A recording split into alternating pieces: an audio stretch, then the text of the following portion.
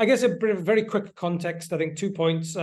First of all, the State of Disappearance project began in 2017, and it was actually initially instigated through my own encounter with Chantal's art. And Chantal was actually trying to deal with the very real and raw reality of enforced disappearances in Mexico. And for us, the project then began around an interrogation around how can we do ethical justice to a problem which seemed to defy logical description, which took us beyond the bounds of intelligibility, took us beyond representation, took us beyond justice, beyond meaning. And it's still an ongoing grappling issue for us. And also, we then broadened the discussion to invite many contributors to an edited book, and all the people who were part of this series contributed chapters to a book, which myself and Chantal put together to really ask also a more pertinent question around what actually is disappearance? How do we understand disappearance? And how do we as societies think about it? Can we even think about it? And how can we respond to it? Now, I know, Anthony, you mentioned actually the brilliant essay which Bret wrote on nothing. That was actually our first encounter with Bret's work, and we owe the philosopher a great deal of thanks, because it was after we read that essay, we said, we really need to invite this guy to be part of our special edition, because there was something which Bret was engaging with in the question of nothingness, which to us was very central to the question of disappearance. Or at least that for us, with the conversations we were having around the weaponization of nothing, the weaponization of absence, which seemed to resonate so much that we were trying to grapple with. So I'm very thankful that you've given us this opportunity to engage with Bret in a public forum today. So that's enough from me in terms of the intro. And I guess to begin, I would like to open, a question to yourself, Bret, around this question of disappearance, but as the topic says, the disappearing body. And I'm wondering, in terms of, your own previous philosophical work, what was it about the problematic of disappearance, which I guess kind of attracted you, but troubled you? And how does that link then to questions around the body or embodiment as far as you understand it? Thank you very much for that question. And thank you, Anthony. As always, you facilitate great work, and Brad and Chantal for inviting me into this project, which has been very provocative for me, provocative in the sense of pushing me to make some connections and to think harder about the type of issues that you all are concerned with. And so that's where your question sort of comes from.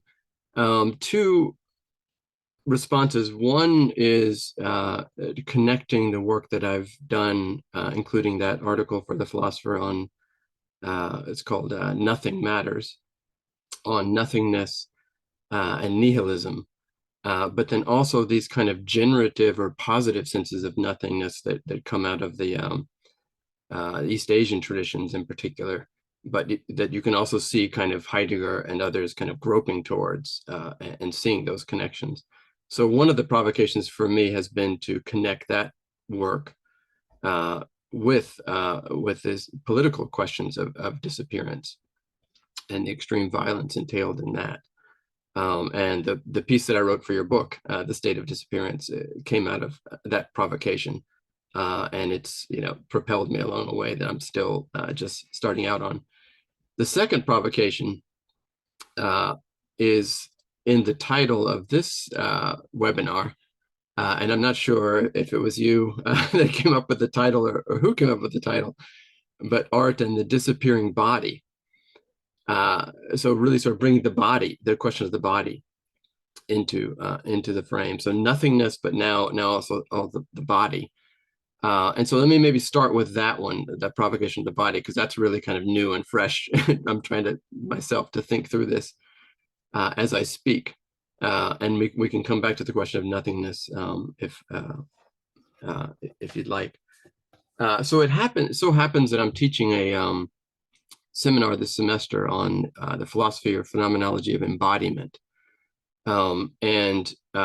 These are some of the thoughts I had this morning, and I realized these sort of connections were coming to me. One of the books I'm using in that course is actually by a colleague of mine, Drew Leader, called the Absent Body, not the disappearing body, but the absent body. And he's a phenomenologist And this is a really wonderful, important work. But he makes his point that the body disappears, our own bodies disappear when they're functioning well, right? So when everything's going smoothly, you don't think about the tendons in your fingers when you're just gesturing in the air like this, right? It disappears into the gesture. The body disappears into the gesture, it disappears into the world, as it were.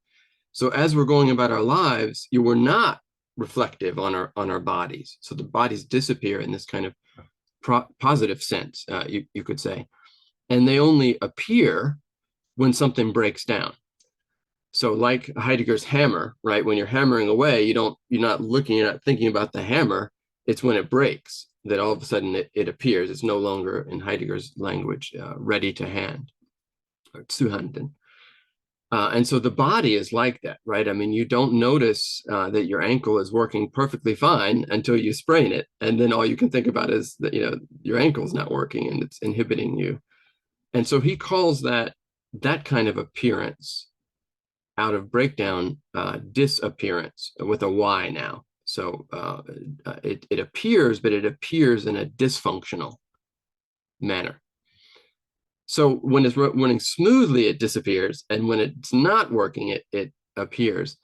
But it seems to me, right, that what we're talking about now is really different in a couple of ways. It introduces new problematics, because it's not the disappearance of your own body, it's the disappearance of the body of the other, right, in this case. And yet, if that body of the other is not really absolutely other, right? If it's a loved one, your connection, your relation with them is part of what makes you you. And so that body disappearing, right, in the sense of enforced disappearance, is this feeling like part of your own body has kind of been ripped away and is not appearing in a negative sense now. So I think it adds kind of a third, right? It's not negative in its appearance, as it would be, for example, if it's an injured loved one, right? Then the body would appear in that dysfunctional sense.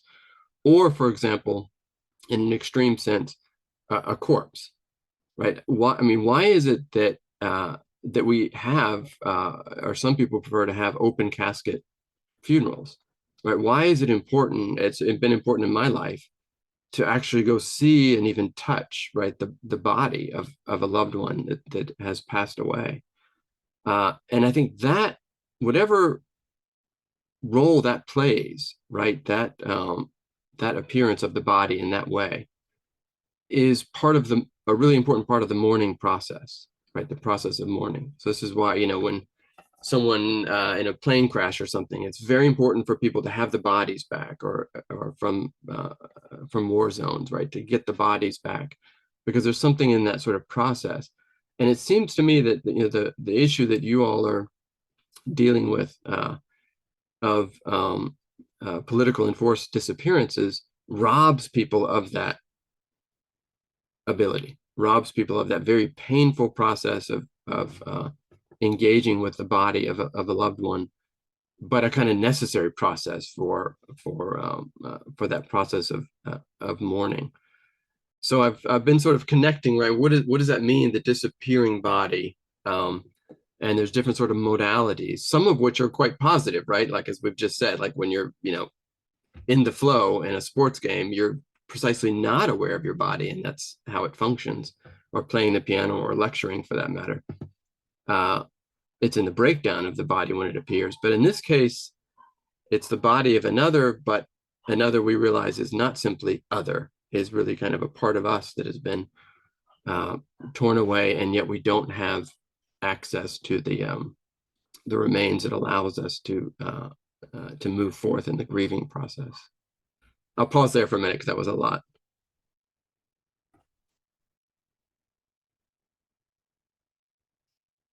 Yeah. No, I think that was actually just said that all because I was just thinking whether I was going to grab this great paper that you wrote for us, and I really was just, like you said, you mentioned certain things, but I think this is bringing me to introduce a bit of what I actually wanted to talk, which is very much related to what you just said. You mentioned various things in the essay about the post-figurative or post-linguistic and those types of terms. And I think that that's very interesting, very, very important to also keep talking about it in the sense of art, because I like the way you've worked out or tried to just throw ideas regarding the creation of the image. Does it starts with the body itself, like you're talking about, we're talking about disappearance and the enforced disappearances that begin too much with bodies? Is the body that it's removed from the space which inhabits, right? And it's taken away, is that absence, but it's also that disappearance and appearance in other places. And I think trying to put that into a meaning in for example, in my case, in the case of the artwork, trying to grab that in an abstract, or what we can discuss later about this abstract. I think that you have also kind of bring us to question what does the abstract really means, the abstract image, where does it begin? And I think I've been trying to work it out myself as well, is this abstract work, because it feels like you're saying now, where is the body located? And when you feel things very tangible like bodies, and you, like you just now said, the loved one becomes yourself. The bodies that you live with become part of you, even if you don't know where to locate them. It's not like you save them in your hands or in your heads only, or in your head only, on your heart. You know, there is a location which seems an unlocatable place, where also when trying to express that into a material reality, which in this case will be the paintings, an art form, I think that's where you start trying to grab with certain that's what you start, like you are saying as well in the essay, going and trying to go beyond the language, not because it's not enough, but because it seems that it speaks in different languages. It speaks with visuals, with images, with memories. So that's also a very important thing, that the idea of the memorialization, or the memory, or the immemorial as well. I think all those ideas that you express there are so important in art, and just trying to understand that when trying to deal with political, social, political problems such as like enforced disappearances, it is important to grab all these languages, all these ideas, and try not to close your, even the world of yours into just the things that we seemed to comprehend more easily, like the body, like human body, because it's very tangible. We normally require or want to get to these places of tangibility, of words, of bodies, of things that we can actually physically see. And it seems as if it is such an important thing to be able to see things, to and try to make sense with the image in front of us, which is so strange, because sometimes even we refuse to see the image. Depends what type of image, but even I could say possibly even the abstract works that some people might find, they might think they find hard to understand, but if anything, that might be the problem of the artist, like incapacity to be able to actually put something there which is meaningful. But I think all of those things that you've been saying completely, they just completely, exist and in the realm of art or creation, and that in the sense of a picture. Yeah. So right. Yeah, so one of the last things you said, that people might stand in front of one of your works and express kind of frustration with, I can't understand this, or it's hard to understand. But I mean, my response would be, that's the point. I mean, that's the point, is that you're trying to confront and to deal with something that is not, that's the disappearing, right? The disappearance, not just of a body. So it doesn't make, if you're trying to paint disappearance, right, you can't paint the body because that's what's disappeared, right? But also in a stronger sense, I think, the sense making has disappeared, the meaningfulness, right? Like this painting is, I don't see the meaning, it's not meaningful to me. That's the point, right? Because it seems to me that you're painting this confrontation with the experience of having been robbed of not just of a body, but of meaning, of world, in that sense, of a meaningful world.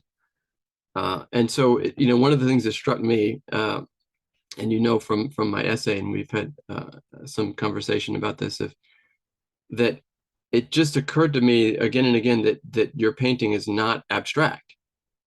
And yet, the art world, right? I mean, we only have a limited sort of ways to talk about art, and so it's representational art or it's abstract art. If it doesn't have a figure, if it's not figurative, then it's abstract art. It's just kind of a big art basket that we put everything in that's not representational or not.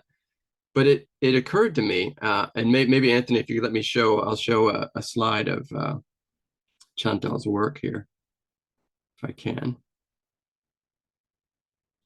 All right. But it occurred to me, like when being confronted with your work, that it just seems so utterly concrete. And if folks can see this, the one on the right, these are in earlier pieces, which I found it helpful to sort of think about the path you've taken to how you're painting now. But this last slide, this is maybe most to the point of your more recent work. But it occurred to me in sort of being confronted with this art that it just feels incredibly concrete, and not at all abstract in that sense. And if we think about the word abstract, right, the word abstract means literally to draw out of or to draw away from. So if we say, something is abstract, it can mean, and actually dictionary definitions of the meaning will tell us, like, it's something withdrawn from the concreteness of reality, right? The concreteness of experience, even, or experienced reality, the kind of messiness of reality, you might say. But your art, it seems to me, is going in that exact opposite direction, is going into the concreteness and into the messiness of experiential reality. But in this case, of a reality that is a refusal of appearance. It's a reality of disappearance. So how do you paint that? Inherently, there's sort of an impossibility, but that is the point, is sort of painting that impossibility. And also things you've said about this emotional quality of it. Like, how do you paint an emotion? And how do you paint an emotion that's chaotic and that's precisely not giving over to a meaningful context in which it can be even named, much less consoled or explained away, or we can now move on from it because now we've got a handle. So your art is, we say of some art that it's arresting, and I think your art is arresting, meaning it holds you there in that refusal to move on to back into meaning too quickly. It forces you to sort of tarry with the horrific nature of the experience of disappearance. So I've tried to think, well, how should we speak of that? And I've called it, as you mentioned, post-figurative art. And I've also spoken of prefigurative, and we can maybe get into that. But post-figurative and prefigurative art are doing something different than abstract art is doing. Yeah, I want to pick up on that point, Brett, and I guess it kind of reminds me from our earlier conversation that when you were saying, it's maybe what we call the abstract is more real than the figurative, right? That is something that reveals something which the figurative just only gestures to, and actually it's the figurative which is often abstract, actually, in terms of the essentialized representations that we often associate with figurative representation. And I guess, for me, while you were talking, it also reminds me of a kind of, I think there is an important genealogy of this attempt to go deeper into the abyss, and I think it's certainly there in the work of Mark Rothko, for instance, who I know Chantal admires a lot as well, and Rothko famously said, people think my work is just pretty boxes on canvases. Behind those colors lies the ultimate cataclysm, right? So I think there is something in that. How do we deal with that disappearance of life? Well, it has to be this way, right? It can't be figurative and so on. But I want to kind of connect this to two things which I think both you and Chantal were talking about, and this idea of kind of, and perhaps a very understandable psychological impulse to try to locate the unlocatable. So how do we deal? And I think, like Chantal talked about locating, and and I was also struck actually when you talked about what also interests me is the way in which disappearance itself becomes, when does disappearance become a political problem? Now, often we kind of date this back to the 1970s and what was happening in Latin America with enforced disappearance. But people also forget that prior to that, the US military was very integral in terms of disappearance becoming a body through the Vietnam War and the attempts to basically get the bodies back home of the soldiers. So that idea of missing in action also becomes very essential to the politicization process. But I want to think about this then in terms of, the point where Chantal was talking about with memory and immemorialization and the desire to have the body back in this context. And another thing which you deal with wonderfully in the essay that you've given to us is, first of all, I guess, trying to grapple with that question around with the Adorno point, right? What is the purpose of art after Auschwitz, right? How can we, and Auschwitz in itself to me is a monstrous form of human annihilation. But then the way in which you kind of link this into the memorialization in Berlin, and what, and I'm thinking also of the work of Daniel Libeskind here as well, in terms of how art, which I think Chantal also does brilliantly, is able to engage with that question of the void and absence. So I'd be interested in your thoughts around those and how that connects to location as well. Yes. It really has this provocation from the both of you, from Chantal's art and from conversations and writings by Brad, has really sort of propelled me to thinking about memorial art in particular, because it strikes me everything I was sort of saying about Chantal's art is directly relevant, like to the attempts to have memorials to things like the Holocaust, or things like the lynchings in United States history, or in any number, right? The list sadly goes on. But how is it that you can how can you memorialize something that is a kind of disappearance, right? It's we've been robbed. People have been robbed of there being, first of all, any sort of meaningful context in which people gave or were murdered. It's just so senseless and so cruel, and so and then often people don't have the information, right? Much less the bodies and so forth. And so how do you then have a memorial for something so horrific that doesn't just sort of gobble it up and turn it into another world of meaning, as it were? And so I think artists, right, who have grappled with this problem and have often spoken of counter monuments rather than a monument. We're not going to monumentalize the Holocaust, right? Rather, we're going to have a counter monument or an anti-monument, as some artists have called it. And I think the Berlin Holocaust Memorial that you mentioned, the memorial to the murdered Jews of Europe, is a sort of case in point of trying to deal with that that issue. I do have a slide of that if I'm still able to share my screen. Anthony, could you let me share my screen once more, and I'll show people. I'm sure people are familiar with that. And I know that Brad, you and Chantal recently, I think, went there, right?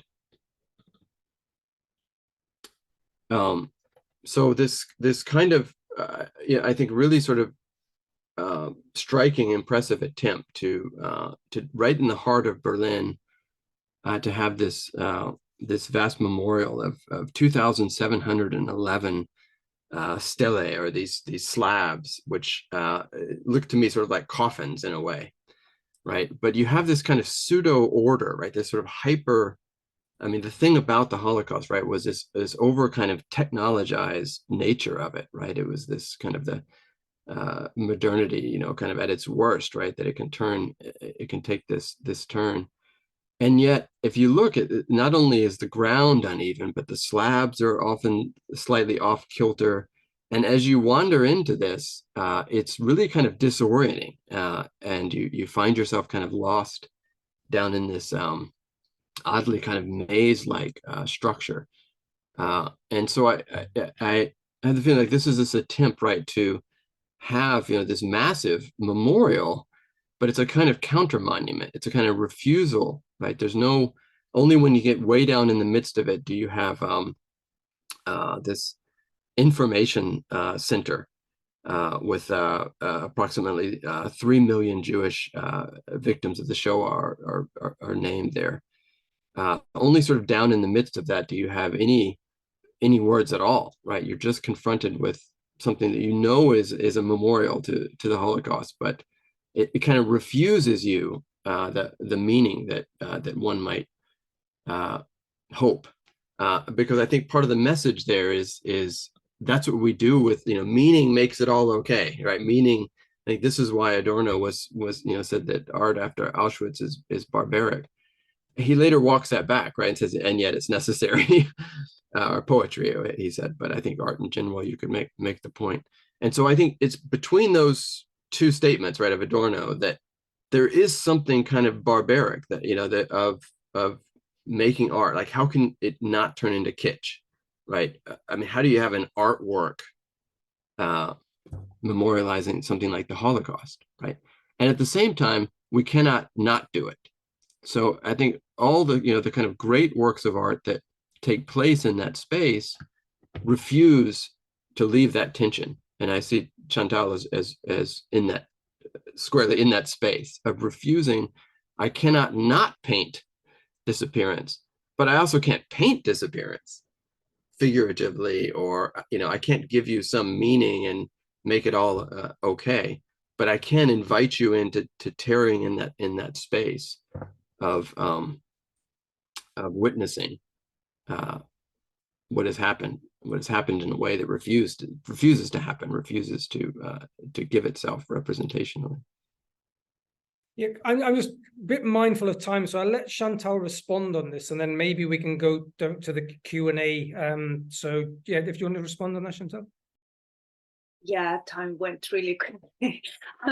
So no, I was just thinking this, you know, because I don't know, in my head, those two words work perfectly, because what I remembered of the memorial was the concrete, and the concrete as the material, but the importance of the concrete as the material, but as well as what you were saying previously with the work about the concrete, you know, the need for a concrete answer, a concrete image, something that can, like you were trying to also try to express this idea of where do you bring from where does it, the abstract shape, because of the, let's say, if you grab it from a material because you're working with, you know, paint, oils, which is a material, how do you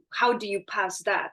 How do you pass those senses, first of all, into a materiality that then translates into a shape that will and should be as close as it can be to what you are perceiving.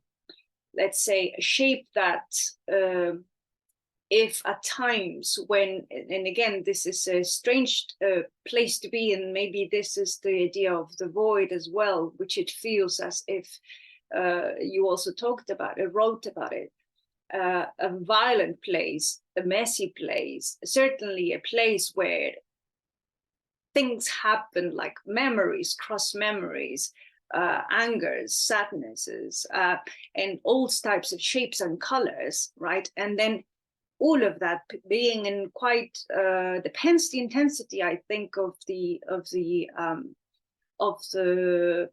moment, where you'll see all of it passing through quickly at the same time, everything, and then you just have to pass that immediately. You know, grab color, grab paint, pass this, pass that, do that movement, go up and down and throw paint, or do this or do that. And all those types of expressions obviously have to be controlled in a way that are also free. It's like a place where you are in control, but also not so much in control, right? So it is concrete, and it's being concrete, but it's also being free and exploding and all those things. And I think with the memorial, I think, like you say, I don't know, I also struggle with this thing about memorializing, and of course loads of people use it as a sort of trying to not to forget, right? Like try not to forget and to pass that knowledge into other generations. And maybe they find it easier or better to do it through art and in places like this. Try to do something which is just very grand. I mean, the task is very grand. If you sometimes can't deal with your own memory, you know, of what is it that you remember or know about social issues like this, how can you even start trying to cope with the weight of such a, you know, so, I mean, unless you just explode, really. I mean, it's such a huge task, I assume, for artists or anybody that can try to just do that. And but going just fast to the concrete, I was just trying to say that I found it so when going into the depth or the tallest of those concrete structures, it felt at some point as if there was no escape. There was like a strange calmness, but also loneliness and eeriness and suffocation while walking. And if you try to ignore the people that are passing by constantly, but if you know you step out of that, I think you just can't escape it. You know, you can't climb it. You just have to go through it. You have to pass through it and find a way out. You just can't climb it out. And it's a way also feeling you know, small, and at some point you feel like those are just going to move and you know, annihilate you, those types of things. And I think all of that is very bodily felt, even if it's just, you know, nothing is going to happen. They are there, those structures are there, but it's the power, I think, of things that are just difficult to express, but that you know, those types of between the concrete and the body and so on. So sorry, I just took a bit too long. No, that's great. I think we should pass over to Anthony. I think that, as always, we could keep talking for another 2 hours. But I'll pass over to Anthony for some questions. I see there's a number of questions in the Q&A. Thank you so much. Yeah, let's get jumping straight in, because obviously with 3 potential respondents, it may be that we only have time for 1 or 2. So the first one's from Alice, who writes, "Thanks for this great conversation. In the event blurb, it references, quote, the role that art can play in recovering the human, end quote. I'm intrigued by this phrase and was hoping you could all give me a sense of this apparent healing role that art can serve in the context of disappearances." I guess we'll start with Bret, and then either Brad or Chantal can come in to either respond to Bret or just take it in a different direction. Yes, I guess I would relate that to what we've been saying about the danger of kind of demanding, as Chantal was just talking about, of just climbing out, right? Just climbing out. I want an immediate exit, give me an artwork or a memorial that will lift me out of that so that I've overcome it in that way.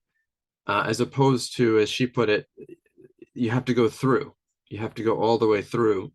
In this case, we're talking about the Berlin Holocaust Memorial, but I think in general, the Japanese philosopher Nishitani Keiji says that the only way to overcome nihilism is by going all the way through it.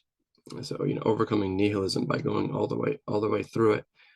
So I think that the role, right, of these artworks that really make us confront, and not just confront and then run away from, but tarry with, right? There's something kind of magnetic about them. There's some reason why you're sort of drawn to keep looking at Chantal's painting, or to even enter, right, the Berlin Holocaust Memorial at all, right? Because you could just walk by it. But there's something that draws you into that. It's sort of knowing, right, for true healing to happen, we have to go through that process, right? Just like if you have an illness, you have to first of all admit that you have an illness, or you're not going to go through the process to be healed. But I think what's so scary about this kind of incredibly weighty issues like this is that it definitely feels like, and there's no guarantee, right? You have to sort of let yourself go into the process without a guarantee. And it's in that very sort of letting go that the true healing can start to happen, if it will happen. But I think that's the sort of paradox, is that we don't want to open ourselves because we're like, well, wait a minute, I need a guarantee. I need a guarantee that there's going to be some, quick healing here or something. But the true healing can only happen by really kind of dealing with the, as in, for example, the case of mourning the loss of a loved one, is that you're not going to heal if you just flee from it and deny it. And by whatever means that might be, workaholic, alcoholic, whatever it might be, right? That you kind of flee from dealing with that mourning process. And so I think both individually and societally, communally, like we have to go all the way through, as it were, for there to be true healing.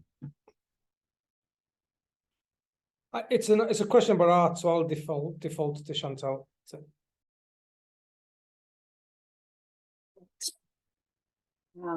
Yeah, and I think that precisely, to Alex, that precisely tells what we artists can't, like Bret was expressing as well. We just can't deal with that responsibility, in a sense, for your own salvation, if that's what you would like to happen, or the salvation of somebody else.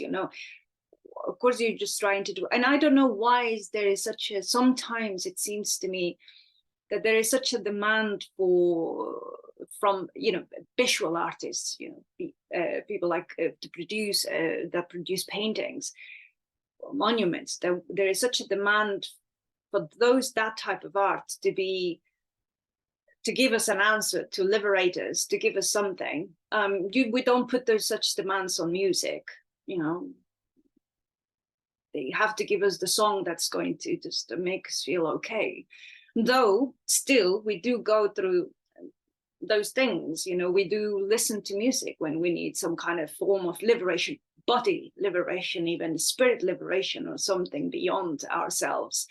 And do I think art is going to save, or it's going to, I wish that if by doing an image, someone else would appear, someone that's been through an enforced disappearance.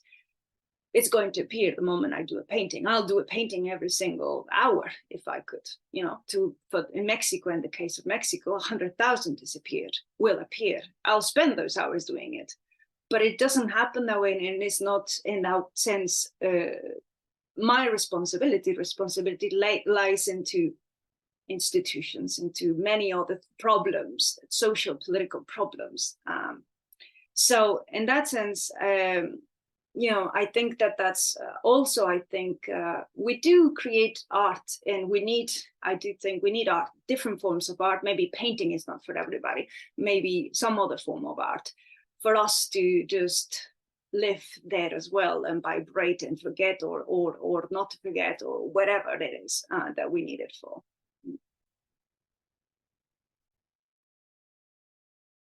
Thank you, Brad. Do you want to add anything to Alice's question or Chantal and Bret's responses, or should we move on to another question? No, yeah, let's move on to another question. Anthony. Okie dokes. Well, so we have one that I think's directed more towards Bret, one that's directed towards Chantal, and one that's directed towards both. So let's go with the both one. This is from Sunita. So initially for Professor Davis, would you consider appearance and disappearance not as a binary, but as a spectrum, always disappearing? This relates to a question for Chantal.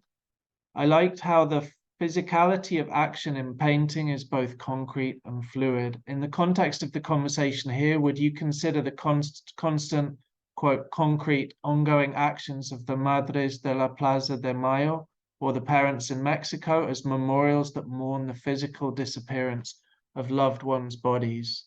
So should we go with Bret to begin with?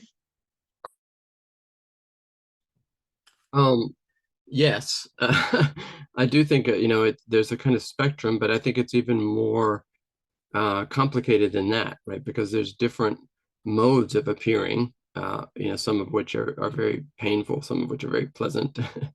And there's different modes of disappearing, which can also be painful or pleasant, or, you know, other kind of modalities as well. So I think it's more like a, you know, not a one-dimensional spectrum like a line from appearing, disappearing, and not even a two-dimensional, but a kind of three-dimensional, you know, spectrum of different modalities of appearing and disappearing in those various ways. As I think I started talking about in the very beginning, when we were talking about the body disappearing in certain ways, your own body, you know, maybe even your body and your lover's body, you know, kind of disappear in a certain sense in the embrace, but then there's also that appearance in the embrace, you know, as well as disappearance. So these certainly aren't only kind of negative or painful modalities. But yes, certainly I think there's not only a spectrum, it's a three-dimensional one. Thanks, Bret. Chantal, do you want to pick up on the bit of that question that was directed to you? Yeah, sure, of course. I consider that what parents, family members, activists, journalists, and loads of other people do is not. Some of them might search for those things, and they definitely have done things to memorialize. But I think what they normally, that they constantly do is obviously to ask for justice, to ask for the cases to be taken, and for the people, society in general, and through those manifestations, to know about the problem, to yell and out of the streets, and just to say to people, you know, this is happening to us, wake up, look at the problem. So I think what they do is just completely, well, devastating to see, and it's horrible that they have to do all those things, you know, because they'll end up doing things that they shouldn't be doing, and that they're having, you know, to pass already through difficult, very difficult, more than difficult, horrifying things, for them to still go and have to just stand up on the street with the faces of their loved ones, just for them to be looked at, to just create justice for themselves. So I think that's that thing. I forgot the other. I just thought about that. I forgot the first part of the question. What was it? Or the comment? So the first bit relates to you as sort of more of a comment, perhaps. I liked how the physicality of action in painting is both concrete and fluid. in the context of the conversation here, would you consider the constant, concrete, ongoing actions of the Madres de la Plaza de Mayo? So that's the link to the next bit. Can I just come a couple of points into that, Anthony? And I just think I agree with, first of all, with Bret. And one of the things that we've tried to think through in our work is how disappearance is not an anti-spectacle. Right? Disappearance actually communicates something. And also you can think about the hauntings of disappearance and the ways in which the idea of the tracing and, hauntology is very important here. But as the conversation was going also, and particularly through, Chantal's work, and then trying to bring this back to the importance of art, I keep perhaps returning to Nietzsche for all too obvious reasons here. And like Bret's point about the uncertainty of this. That's the clear message of Nietzsche. If you stare too long into the abyss, right? Nietzsche gives you that warning, but also Nietzsche's point that we need art so that we don't die from the truth. And I think there is something very compelling in that idea, and Chantal's point, art might not bring us justice. It might not bring a loved one back, but it does recover something that's intimately human about us. It is a refusal in a way that doesn't provide any certainty of a solution, but it's nevertheless an attempt to say, you know what, we are still here. We are still doing this, despite all the horror. And I think that's where the potency of art becomes something which is very different from a technical solution, but it does recover something that's intimately human in that process.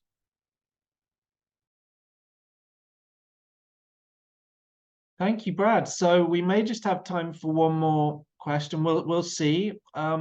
So let's go with another one directed towards Chantal, and perhaps Brad and Bret will have related thoughts. So this is from Masita, who says, I'm interested in the kinds of thinkers or philosophers that Chantal finds relevant in relation to her artworks on disappearance, in brackets apart from Professor Davis. How does she engage with their ideas and work with them artistically?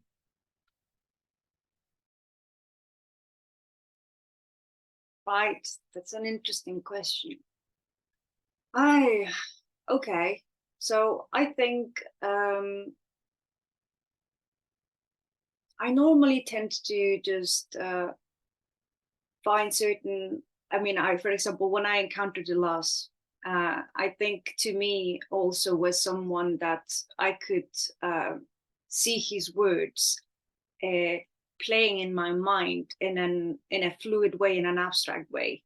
There are some other technical things, other technical writers, which I can't, I can read and so on, but I think it's the ones that take me a bit more out of the, possibly maybe a bit of a, they give me a language to still dream within the inside the senses. So to understand my ways of creating, give them a flow within words. So sometimes I certainly find Deleuze is still inspiring. Nietzsche as well, I think so. I think still, not so most recently, but I think there's also this idea of about the human and what are we quite our understanding of what is it to be human, or how all those types of qualities that makes us still. To me, it makes me believe still in the human when sometimes you see so many atrocities. I think that's something that brings me back after myself painting and doing all this like I was maybe just not wording it right, but technical reading, like investigation reading and journalism and so on. I think I do sometimes feel like even when reading, wanting to escape. So I think to escape to a hope for what we are. So maybe those two, Thank you. So I'll bring Brad in with a sort of inversion of Masita's question. So Brad, I'm interested in the kinds of artists that you find relevant in relation to your writings on disappearance, apart from Chantal. How do you engage with their artworks philosophically? I guess I'd also add to Chantal's point, some of the most enriching conversations we've also had have been around the work of Gaston Bachelard as well. And I think Bachelard's work is very significant in terms of how we inhabit space and ideas. Yeah, absolutely. I was going to say, yeah, Aaron Dreams of Gaston Bachelard, of course. Yeah, sorry. Aaron Dreams, but I think in terms of the artists, you know,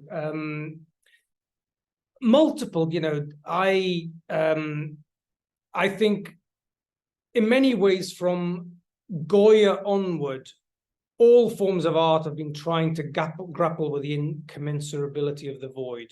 I think Francisco de Goya is phenomenal in terms of the way in which he's able to engage with that. Alongside that, I would say other artists such as, you know, Anna Mendieta or particularly Rothko as well. I think Rothko's work, and the brilliance of Rothko's work is you cannot possibly appreciate it, first of all, by simply seeing it on a computer screen. Rothko's work has to be seen in the flesh.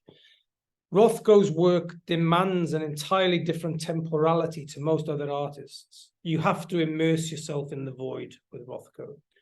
And I think Rothko, the demands which Rothko places upon a witness, the moment you stand in front of Rothko's work and you give it the time, what's remarkable, and we had this experience when we went to the Tate last year and we stood in front of Rothko's, and we had this conversation how both of us were actually starting to see figures appear from the work. And whether it's your imagination or not, I don't know. But Rothko has this amazing capacity to work with layers and depth and to engage with the abyss. Beyond that, and linking this back perhaps to Chantal's point about Gilles Deleuze, is Francis Bacon. Francis Bacon is another artist who deals with disappearance, with violence, with the violence of the unseen, the violence of invisible forces which render the body invisible as well. So I'd say those artists are the ones which would really stand out to me in the context of disappearance. So. Thank you so much. A quick question from Risa in the chat. Please, can you repeat which text of Bachelard's you both just mentioned? Yeah, it was Air and Dreams. That one especially, I remember now that he was saying that helped me actually just write the, when we were editing this volume, there was some kind of poems writings that I was doing. And I think it was thanks to him really that Air and Dreams book that just, yeah, bring me a bit more into the, this flowness that I was just talking about as well. And yeah, so anyway, that's the book. Thank you. So I thought we'd give Bret the opportunity for a final word. This is a question from Andreas, and as we haven't got very much time, I'm not sure if it's a massive question or a sort of question that can allow for a pithy answer, but anyway, let's see. He says, I'm still trying to track the link between nothingness and disappearance. When does disappearance transition into the more philosophically abstract idea of nothingness? So, Bret, good luck. You've got about a minute or two to answer Andreas's question. I think I need an hour or two. But yes. So I think first of all, the sense of nothingness that we're talking about is not abstract philosophical. That, you know, Heidegger, let me start with Heidegger and see if I can make this. So I mean, Heidegger talks about this experience of being held out into the nothing. When the meaning of things, the kind of glue, the semantic glue that holds the world together for you no longer holds. And so it's this very kind of, he calls it angst, this experience of anxiety, right? Of being held out into nothing. He thinks that's at the core of human being, is this experience of being held out into the nothing. It's the source of both freedom, but also a great sort of angst or anxiety.